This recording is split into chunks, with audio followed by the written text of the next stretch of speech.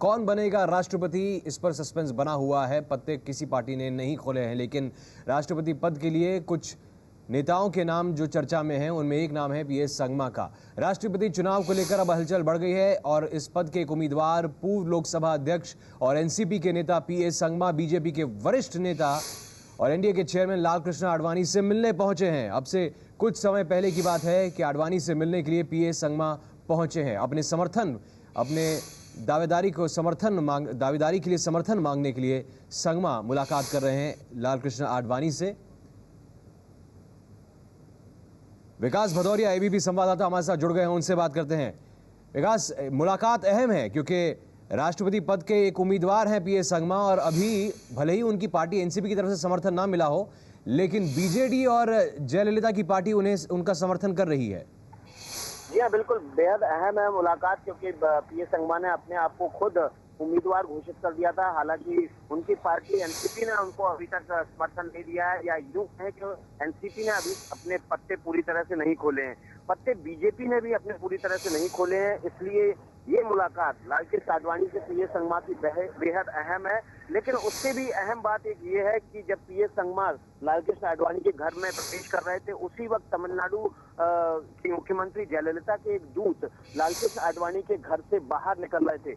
निश्चित रूप से ये मुलाकात बेहद अहम है। जयललिता और नवीन पटनायक खुलकर पहले से ये संगमा का समर्थन कर चुके हैं, और ऐसे में जब ये संगमा लालकृष्ण आडवाणी से मिलने पहुंच रहे हैं और उससे पहले जयललिता के दूत लालकृष्ण आडवाणी से मिलकर निकल रहे हैं, इसका मतलब है कि जो संगमा की उम्मीदवारी को लेकर जो मामला है वो बेहद गंभीर हो गया है, और इसलिए ये मुलाकात और भी ज्यादा अहम हो गई है। और इस बाबत विकास, एनडीए ने अभी तक अपने पत्ते नहीं खोले हैं।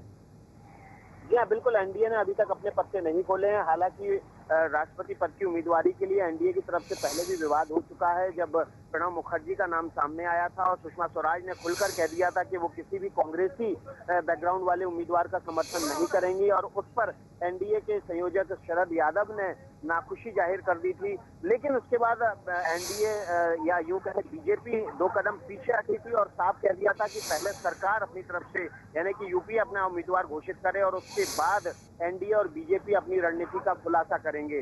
लेकिन पीएस संगमा का लालकृष्ण आडवाणी के घर आना और उससे पहले वो कई तीसरे मोर्चे के तमाम नेताओं से, समाजवादी पार्टी के मुलायम सिंह यादव से मुलाकात कर चुके हैं, नवीन पटनायक से मुलाकात हो चुकी है, और नवीन पटनायक और तमिलनाडु की मुख्यमंत्री जयललिता खुल के समर्थन भी कर चुके हैं। ऐसे में पीएस संगमा की ये मुलाकात लालकृष्ण आडवाणी से बेहद अहम हो जाती है।